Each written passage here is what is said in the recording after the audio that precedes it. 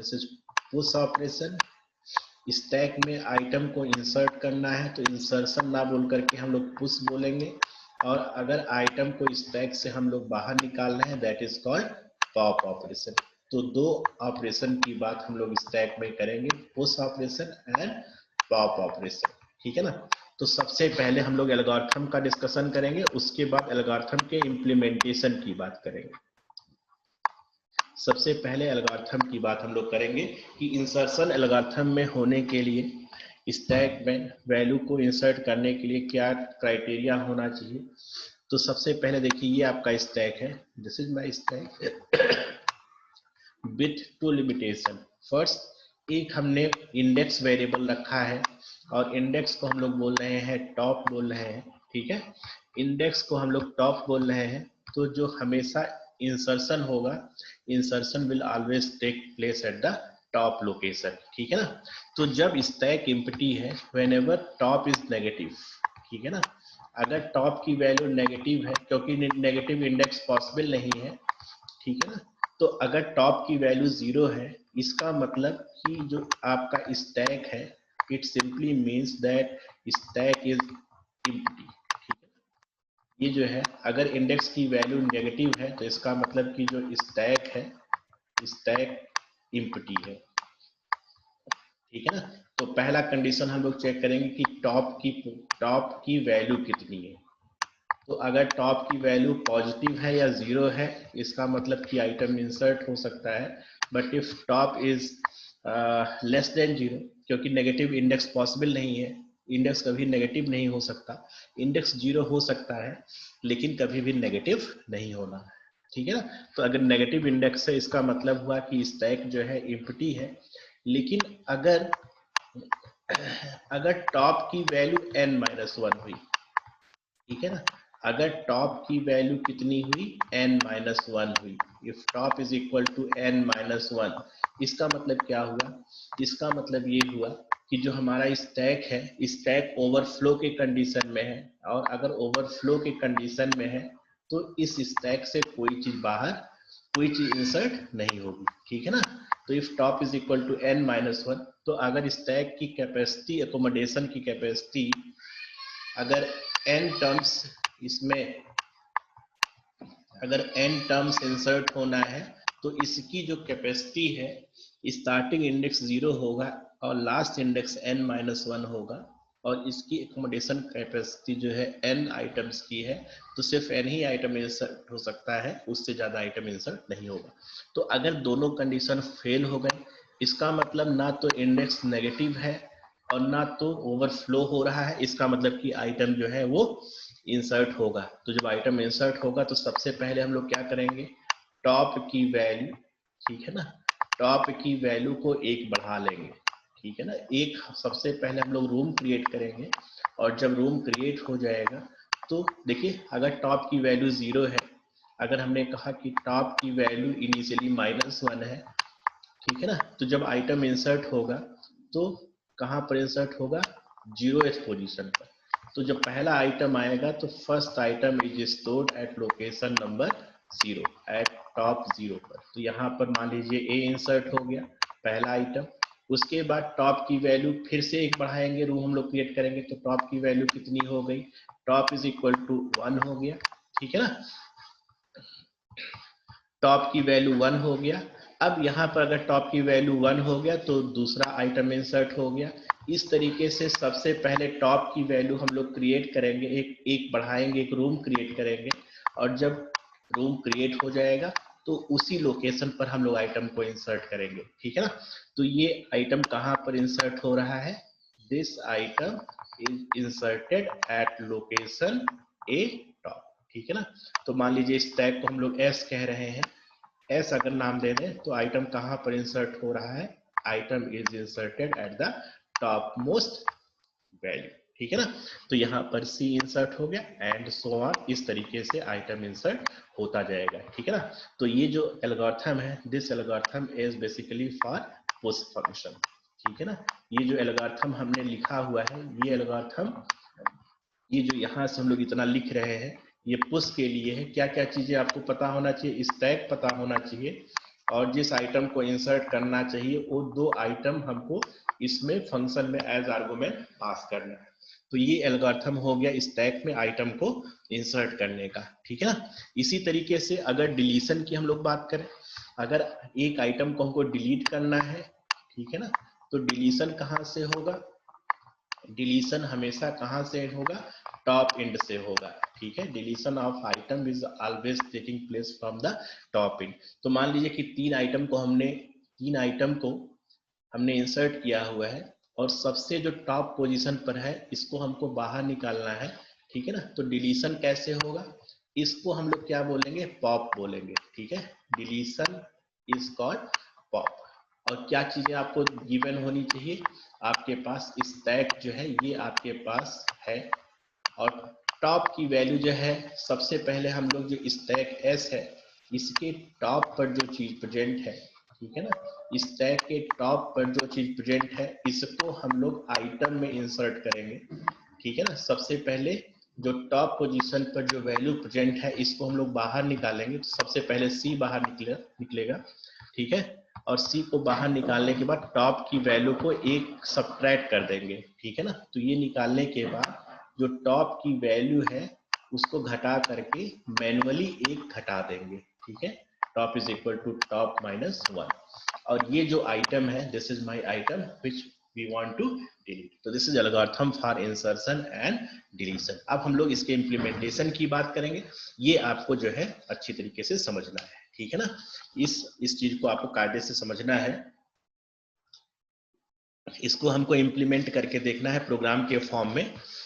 तो हम लोग मिनिमम कोड की बात कर रहे हैं, बहुत ऑप्टिमम कोड नहीं लिखेंगे क्योंकि हमको सिर्फ लॉजिक को एक्सप्लेन करना है। तो बहुत इफिशिएंट कोड हम लोग नहीं लिखने जा रहे हैं, हम लोग सिर्फ इंसर्शन और डिलीशन कैसे कैसे इम्प्लीमेंट होगा, ये जो एल्गोरिथम हमने लिखा हुआ है इसी एल्गोरिथम को हम लोग इम्प्लीमेंट करने की कोशिश कर रहे हैं, ठीक है ना। देखिए सबसे पहले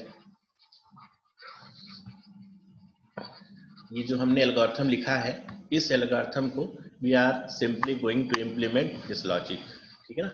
इस लॉजिक को हम लोग इम्प्लीमेंट करने जा रहे हैं।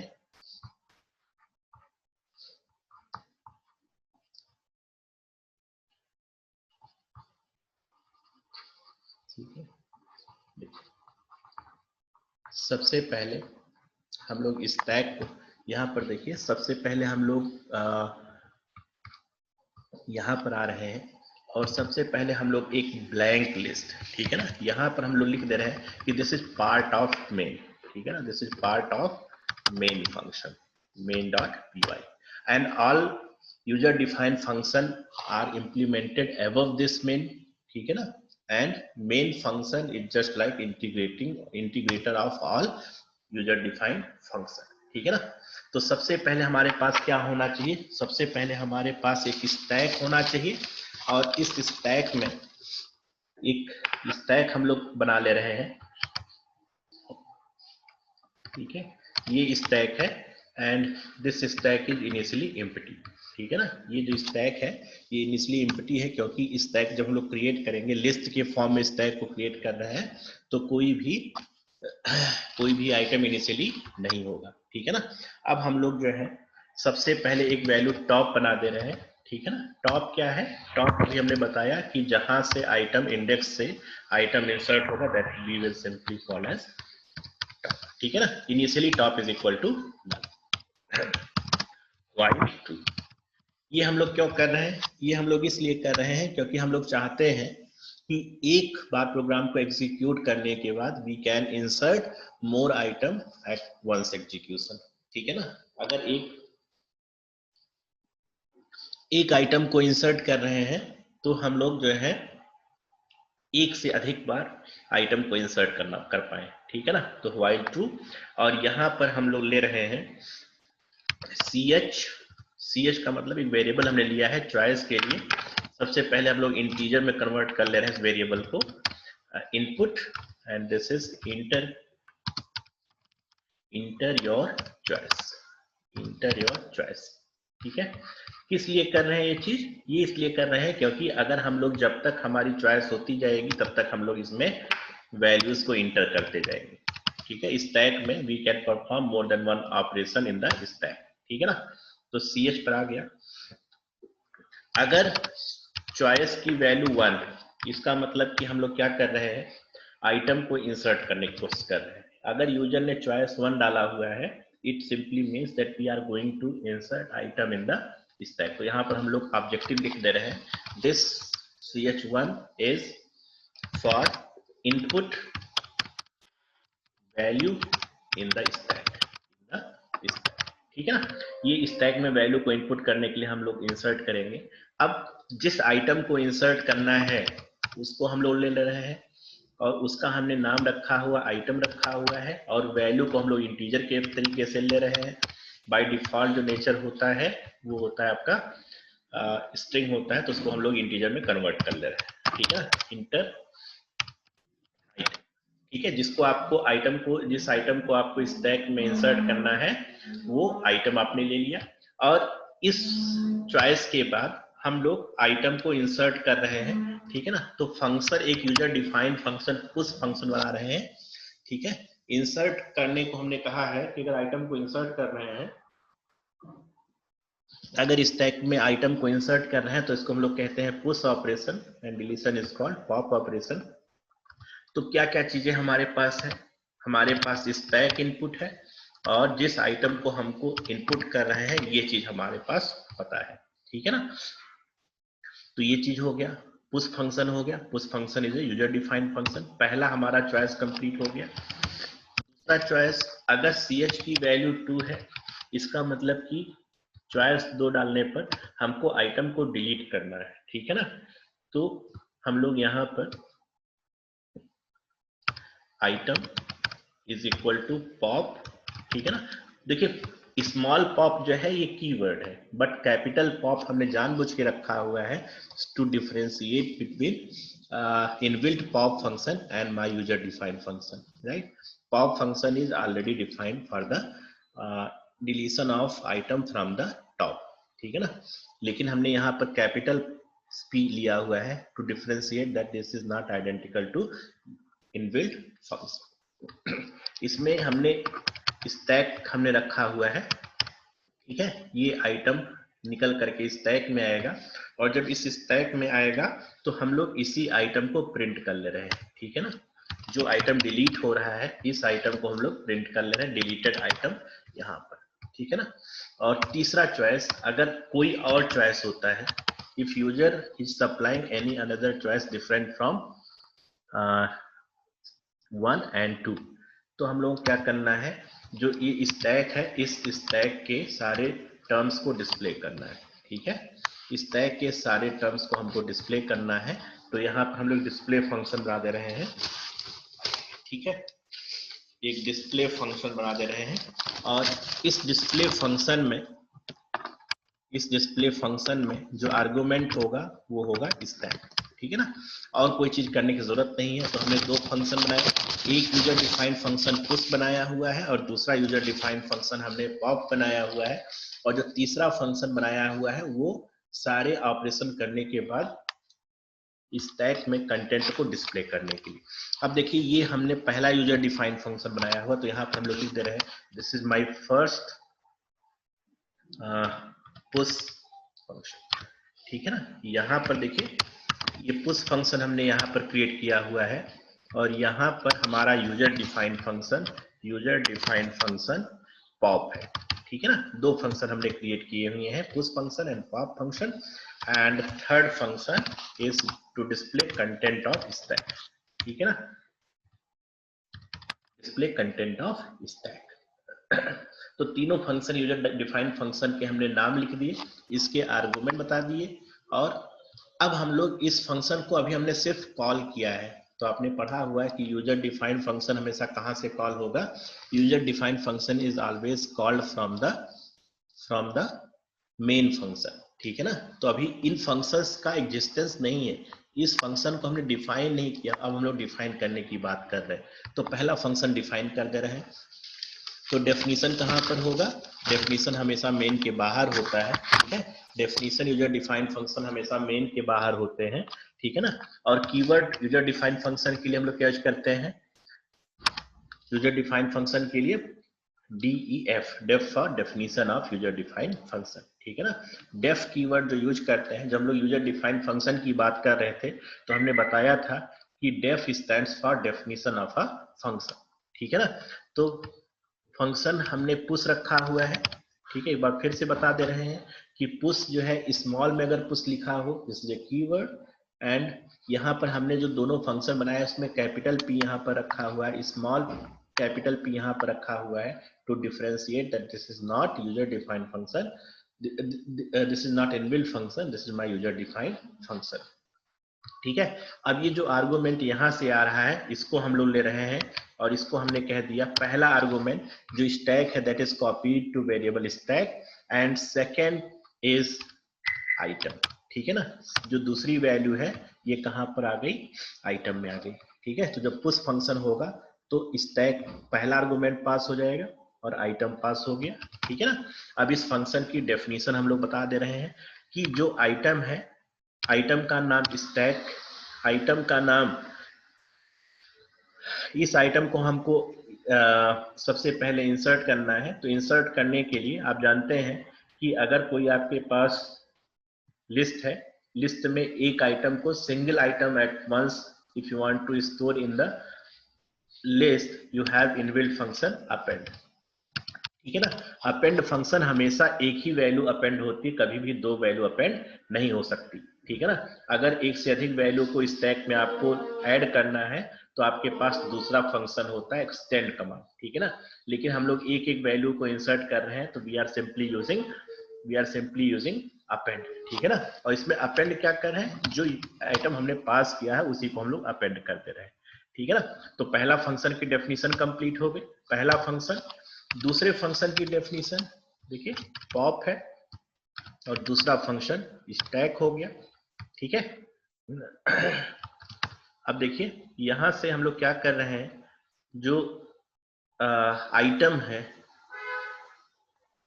देखिए सबसे पहले हमने आइटम को निकाला, ठीक है ना। तो आइटम कैसे बाहर निकलेगा, स्टैक डॉट पीओपी, ठीक है ना, पॉप। यहां पर देखिए जो ये पीओपी फंक्शन है दिस इज इनबिल्ट फंक्शन, ठीक है ना। इस फंक्शन को हम लोग यूज कर रहे हैं to pop item which is present at the top location, ठीक है ना, and this value is copied to item, ठीक है ना। इसी वैल्यू को हमको तो यही वैल्यू निकालनी है जो टॉप पर है, ठीक है।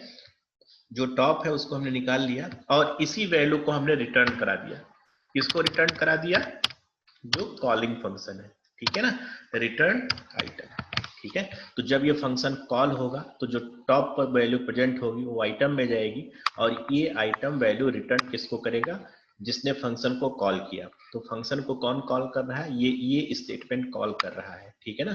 तो जो वैल्यू रिटर्न हो गई that is copied to item और इसी वैल्यू को हम लोग प्रिंट कर ले रहे हैं, ठीक है ना। तो ये पॉप डेफिनेशन कंप्लीट हो गया। अब तीसरा फंक्शन हम लोग बना रहे हैं डेफिनेशन, तीसरा फंक्शन डिस्प्ले, और डिस्प्ले के अंदर जो आर्गुमेंट है वो स्टैक है, ठीक है ना, स्टैक है। इसको हम लोग सबसे पहले टॉप को हम लोग निकाल लेते हैं, टॉप कितना है, टॉप जो है स्टैक की लेंथ, ठीक है ना, जो स्टैक की लेंथ है उससे एक कम।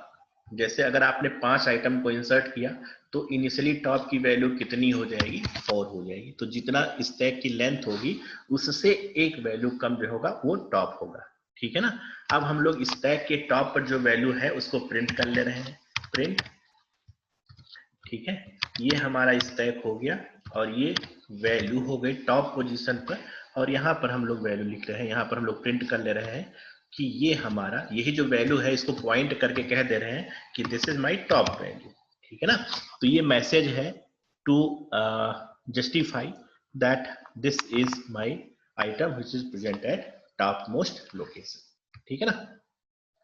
अब सारे वैल्यूज को अगर डिस्प्ले करना है तो फॉर एक लूप हमने लगाया, फॉर ए इन रेंज, ठीक है ना। इनिशियल वैल्यू कितनी हो जाएगी, इनिशियल वैल्यू टॉप -1 और लास्ट इंडेक्स कितना होता है, लास्ट इंडेक्स 0।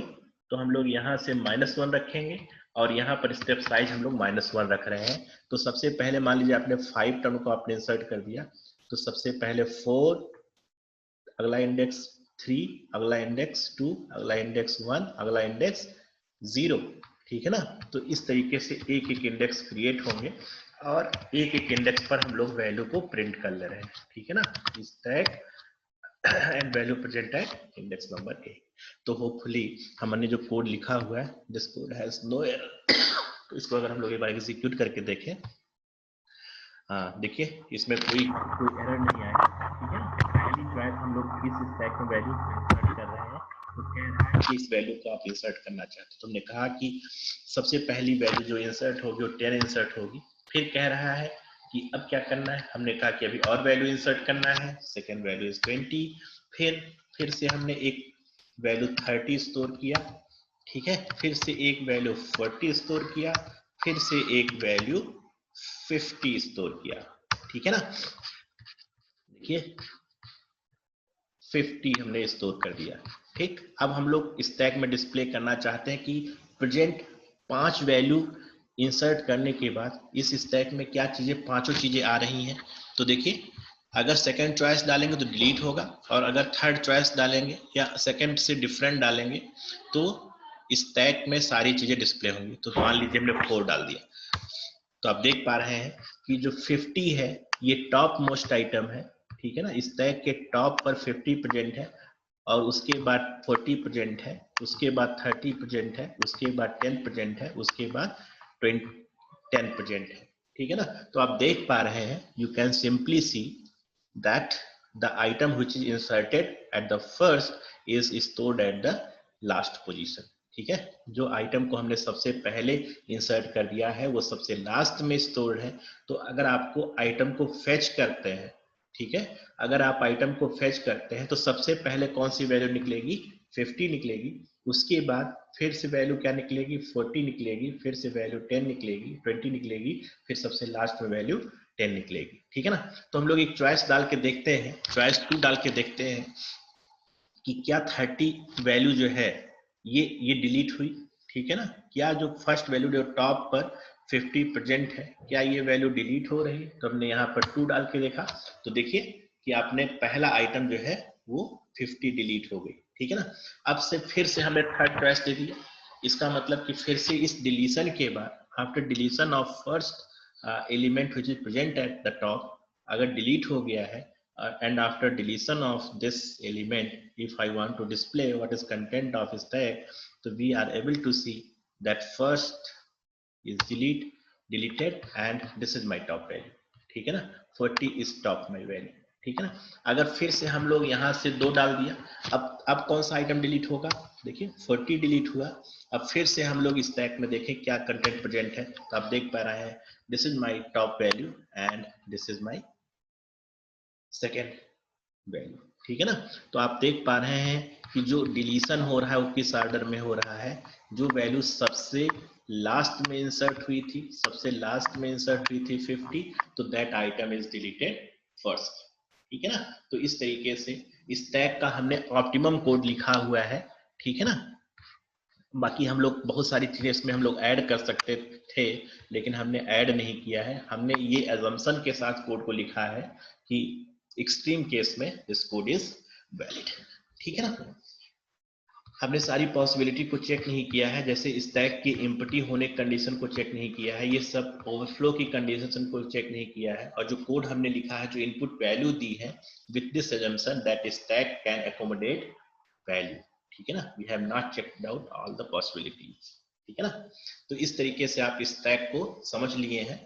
अब हम लोग बात करेंगे, अगला डेटा स्ट्रक्चर की बात करेंगे, और अगला डेटा स्ट्रक्चर जो है वो है क्यू है।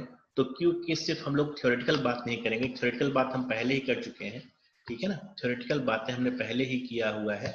हम लोग बात करेंगे कि इम्प्लीमेंटेशन कैसे होगा, how queue is implemented in the program, ठीक है ना। तो जब तक आप प्रोग्राम नहीं करेंगे तब तक आपको कॉन्फिडेंस नहीं आएगा। तो सबसे पहले हम लोग क्यू की बात करेंगे, क्यू की बात करेंगे, और जब हमारे पास लॉजिक हो गई तो लॉजिक के बाद हम लोग उसको इम्प्लीमेंट करने की बात करेंगे, ठीक है ना। क्यू एक डेटा स्ट्रक्चर है। आप जानते हैं कि जैसे आपको कोई टिकट लेना है, रेलवे का टिकट लेना है, तो इस तरीके से एक आपका वो बना होता है स्ट्रक्चर बना होता है कि जो भी जिसको भी टिकट लेना होगा, this is my booking window, और जो भी पर्सन होगा वो यहाँ से इंटर नहीं करेगा, कहाँ से इंसर्ट करेगा, यहाँ से इंटर करेगा। तो जिस एंड से इंसर्शन ऑफ आइटम होगा, इंसर्शन ऑफ आइटम जिस एंड से होगा, that is end is called rear end. ठीक है ना, ये जो आइटम, ये जो एंड है, this end is called rear end, and deletion of item will always take place from this one. ठीक है ना, जो आइटम का डिलीशन होगा वो कहाँ से होगा, वो यहाँ से होगा। ठीक है ना, ये इस एंड को हम लोग बोलेंगे फ्रंट एंड। तो deletion of item always takes place from the front end, and insertion of item in the queue takes place from the rear end. ठीक है ना, तो अगर फ्रंट और रेयर की वैल्यू -1 है, अगर फ्रंट और रेयर की वैल्यू -1 है, ठीक है ना, आप जानते हैं कि इंडेक्स कभी भी नेगेटिव नहीं हो सकता, तो हमने एक अनएक्सपेक्टेड इसीलिए हमने रखा हुआ है जो पॉसिबल ना हो। अगर फ्रंट की वैल्यू और रेयर की वैल्यू -1 है, it simply means that initially your queue is empty, and if it is empty तो आइटम कहां पर इंसर्ट होगा, item will insert at 0th location. ठीक है ना, if this is my condition, so जो आइटम का इंसर्शन होगा, ठीक है ना, that item is inserted at location number 0।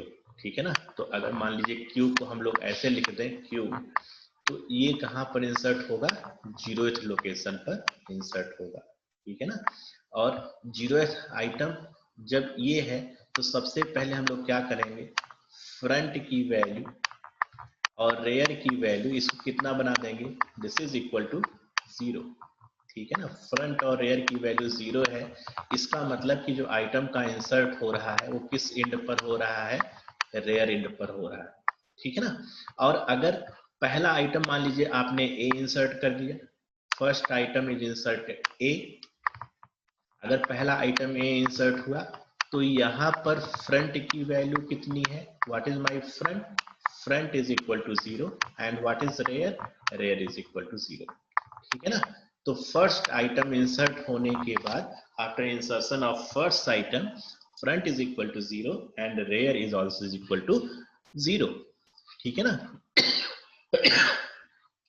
इसी तरीके से अगर दूसरा आइटम इंसर्ट हुआ तो इंसर्शन में हमेशा किसका रोल होगा, रेयर का रोल होगा। तो यहाँ पर बी वैल्यू आपने मान लीजिए इंसर्ट किया तो फ्रंट की वैल्यू 0 ही रह जाएगी, and what is value of rear, rear is equal to 1। ठीक है ना, तीसरी वैल्यू इंसर्ट हुई तो रेयर की वैल्यू कितनी हो गई, 2 हो गई। ठीक, इस तरीके से एक एक आइटम इंसर्ट करने के बाद, एक एक आइटम इंसर्ट करने के बाद रेयर की वैल्यू क्या होती जा रही है, रेयर की वैल्यू एक एक बढ़ती जा रही है। ठीक है ना, हर एक इंसर्शन के बाद जो रेयर की वैल्यू है, rear value is increased by 1, and what will happen, जब हमने मान लीजिए कि इसमें हमने डाल दिया x डाल दिया, ठीक है ना, last value, and what is rear, rear is equal to n-1। ठीक है ना, n-1, इसका मतलब कि जितनी की क्यू की कैपेसिटी थी, आप जानते हैं कि starting index is 0 and end index is equal to length -1। तो अगर लेंथ -1 हो गया, इसका मतलब कि अब आपकी जो क्यू है, now your queue is full, and if it is full then you cannot insert more item in the queue।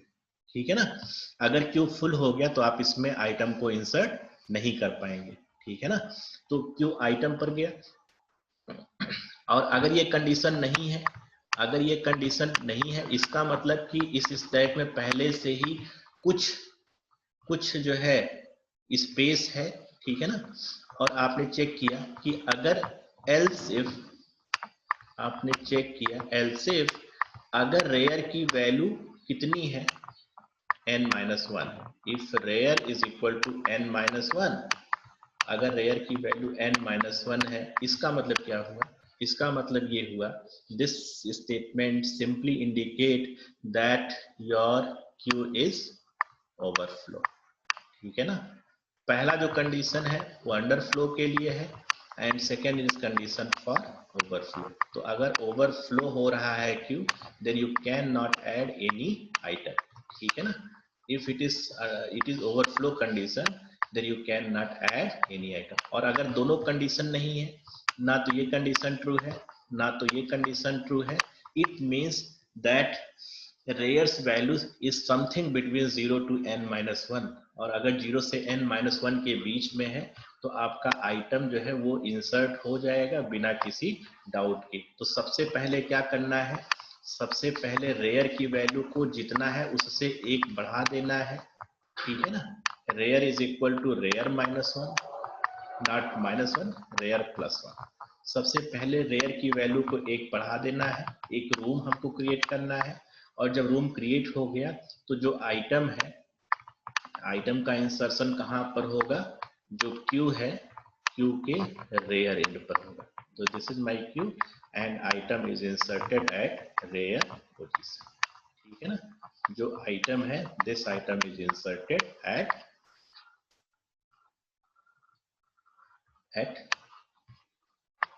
Rare position, ठीक है ना। तो ये हो गया, दिस इज इसको हम लोग नाम दे दे रहे हैं कि इन क्यू, ठीक है। इन क्यू का मतलब कि क्यू में आइटम को इंसर्ट करना। तो क्या क्या चीजें हमारे पास होना चाहिए, स्टैक होना चाहिए और क्या होना चाहिए, आइटम होना चाहिए। और किसी की जरूरत हमको नहीं है, और सारी चीजें जो है किसी की जरूरत नहीं है। तो ये आपकी जो लॉजिक है डेवलप हो गई। Now you have develop logic for implementing Q, ठीक है ना। तो इतनी लॉजिक के बाद हमको इम्प्लीमेंट करके देखना है। तो इम्प्लीमेंटेशन की बात हम लोग कल करेंगे। एक चीज हम लोग और देख लेते हैं कि इस क्यू से अगर आइटम को डिलीट करना है तो डिलीशन कैसे होगा, how we can delete item from this queue, ठीक है। इस क्यू से आइटम को हम लोग कैसे डिलीट करेंगे। तो मान लीजिए कि ये n आइटम्स को इंसर्ट करने के बाद, now this is my position, ठीक है ना। देन सबसे पहले कौन सा आइटम डिलीट होगा, सबसे पहले कौन सा आइटम डिलीट होगा, देखिए सबसे पहले ए डिलीट होगा। तो जो स्टैक के ये जो क्यू है, ठीक है ना, इस क्यू के जो फ्रंट पोजीशन पर है, ठीक है ना, जो क्यू के फ्रंट पोजीशन पर है, यही वैल्यू तो डिलीट होना है। This is my item which I want to delete, ठीक है ना। This is item which I want to delete from the front position of the queue. इधर से इंसर्शन होना है तो इंसर्शन का कोई रोल ही नहीं है। इंसर्शन का रेयर का रोल सिर्फ इंसर्शन में है and front take place or plays role for the deletion of item from the queue, ठीक है। अब देखिए तो जब पहला आइटम ए डिलीट हो गया तो फ्रंट की वैल्यू क्या हो जानी चाहिए, front must be raised by 1, ठीक है ना। तो जब फ्रंट की वैल्यू एक हमने बढ़ा दिया तो अब फ्रंट की वैल्यू कितनी हो गई, फ्रंट की वैल्यू हो गई 1, ठीक है ना। तो पहला आइटम डिलीट हुआ तो सबसे पहले फ्रंट की वैल्यू 0 थी। तो अब जब पहला आइटम ए डिलीट हो गया तो फ्रंट की वैल्यू कितनी हो गई, 1 हो गई, ठीक है। अगला आइटम बी डिलीट होगा, फिर डिलीशन के बाद फ्रंट की वैल्यू बढ़ा के कितना कर देंगे, 2 कर देंगे। फिर सी डिलीट होगा, front is again raised by 1। तो in this way we can delete item from the queue, ठीक है ना। इस तरीके से हम लोग क्यू को डिलीट कर सकते हैं, ठीक है। तो ये होपफुली आपको समझ में आ गया है। एक चीज हम लोग और बात करेंगे आज की डेट में। एक बार मैं सबसे पूछ लेता हूँ, प्रीति साहा, लक्षित, यस सर, समझ में आ रहा है? यस सर, समझ में आ रहा है। हाँ ठीक है। तो कल हम लोग इसको जो है, कल हम लोग इसको इम्प्लीमेंट करके देखेंगे। विधि श्रीवास्तव, यस सर। हाँ तो कल हम लोग इसको इम्प्लीमेंट करके देखेंगे। उसके पहले अभी हमारे पास सफिशिएंट टाइम है, हम लोग सर्कुलर क्यू की बात कर रहे हैं। देखिए क्या कर रहे हैं, सर्कुलर क्यू में क्या कर रहे हैं, ये दोनों एंड जैसे ओपन एंड है, एक वायर आपका है, ठीक है, एक स्ट्रेट वायर इस तरीके से है और दोनों एंड ओपन है, हमने ऐसे घुमा करके जोड़ दिया, ठीक है ना। तो ये जो क्यू था ये क्या बच जाएगा, जो क्यू है, this Q will form a circular queue, ठीक है ना। अगर हमने ये दोनों जो एंड है, इन दोनों एंड को जोड़ दिया, ठीक है ना, अगर दोनों एंड को जोड़ देंगे तो यही जो क्यू है, इस क्यू का नाम बदल जाएगा। जो ओपन एंडेड था अब हमने क्लोज्ड कर दिया। जैसे एक वायर का हमने एग्जांपल दिया एक वायर है जो दोनों एंड से ओपन है, ठीक है ना, जो दोनों एंड से ओपन है और दोनों एंड को हमने जो है जोड़ दिया है, ठीक है। जैसे आप देखिए एक वायर है, ये ऐसे आपने वायर लिया, दोनों एंड ओपन थे, हमने घुमा कर कैसे जोड़ दिया, तो क्या हो जाएगा, this will form a kind of circular cube, ठीक है ना, ये ऐसे हो, ठीक है ना। तो इसको हम लोग क्या बोलेंगे, अगर दोनों एंड को हमने क्लोज कर दिया है तो we will simply provide a new name that is called circular, ठीक है ना, इसको हम लोग बोलेंगे सर्कुलर क्यूब। तो देखिए सर्कुलर क्यूब में क्या होगा, सबसे पहले फ्रंट की वैल्यू, फ्रंट और रेयर की वैल्यू अगर -1 है, ठीक है ना, if front is equal to -1 and rear is equal to -1, इसका मतलब क्या निकलता है, इससे आप क्या कंक्लूजन ड्रा करेंगे, we can draw conclusion that this circular queue is empty, ठीक है ना। तो अगर फर्स्ट टर्म यहाँ पर इंसर्ट हुआ, मान लीजिए ए इंसर्ट हुआ, तो फ्रंट की वैल्यू कितनी हो जाएगी, what is my front, front is equal to 0 and what is my rear, rear is also equal to 0, ठीक है, फ्रंट की वैल्यू 0 हो गई एंड रेयर की वैल्यू 0 हो गई। अब दूसरा आइटम बी इंसर्ट होगा, तो इंसर्शन कहां से होगा, हमेशा एक ही एंड से होगा, हमेशा रेयर एंड से होगा, ठीक है ना। तो रेयर की वैल्यू कितनी हो गई, 1 हो गई। अगला आइटम इंसर्ट हुआ सी, रेयर की वैल्यू कितनी हो गई, 2 हो गई, ठीक है ना। इसी तरीके से हम लोग इंसर्ट करते गए करते गए करते गए, एक एक आइटम को इंसर्ट करते जा रहे हैं करते जा रहे हैं करते जा रहे हैं। एक टाइम आया ऐसा जब रेयर की वैल्यू कितनी हो गई, n-1 हो गई, ठीक है ना। जब रेयर की वैल्यू n-1 हो गई तो सबसे लास्ट एलिमेंट, मान लीजिए यहाँ पर सबसे लास्ट एलिमेंट r यहाँ पर स्टोर हो गया, ठीक है, r स्टोर हो गया। अब आप नए टर्म को अगर आपको स्टोर करना है तो नया टर्म कहां पर आएगा, नया टर्म ए को रिप्लेस करेगा, ठीक है ना। If you after inserting n-1 term and if you want to add more item, so this new term will replace a, ठीक है ना। तो n-1 तक तो कोई इशू नहीं है, आइटम आपका इंसर्ट होता गया। अब मान लीजिए कि जब n-1 की वैल्यू रेयर के बराबर हो गई, ठीक है, तो अगला आइटम मान लीजिए आप यहाँ पर स्टोर कर रहे हैं, x स्टोर कर रहे हैं, तो फिर से कितनी हो जाएगी, वैल्यू कितनी हो जाएगी, 0th लोकेशन पर जाएगा and new value is going to replace a, ठीक है ना। अगली वैल्यू कहां पर स्टोर होगी, यहां पर स्टोर होगी, next value at this position. तो in this way old value is replaced by newer one, that's why it is called circular cube, ठीक है ना। this is extension of cube, open ends are closed, that's why it is called circular cube, ठीक है ना। तो एक example लेकर के हम लोग थोड़ा सा इस पे और एक्सप्लोर करेंगे और कल हम लोग इसके इम्प्लीमेंटेशन की बात करेंगे, ठीक है ना। उसके बाद जो है आपका स्ट्रक्चर बेस्ड प्रोग्रामिंग खत्म हो जाएगी, फिर हम लोग नेटवर्किंग का टॉपिक शुरू करेंगे, ठीक है ना। नेटवर्किंग और उसके बाद की जो टॉपिक है वो पूरी तरीके से थ्योरेटिकल है, कहीं भी इम्प्लीमेंटेशन की बात नहीं है, it is kind of a stereotype story, ठीक है ना। तो आप जो है फ्रेश मन से आइए और कहानी की तरह सुनिए। नेटवर्किंग जो है और आईपीआर इशूज जो है पूरी तरीके से थ्योरेटिकल एस्पेक्ट्स हैं, इम्प्लीमेंटेशन की बात नहीं है, लेकिन अभी जो हम लोग बात कर रहे हैं इम्प्लीमेंटेशन की बात कर रहे हैं।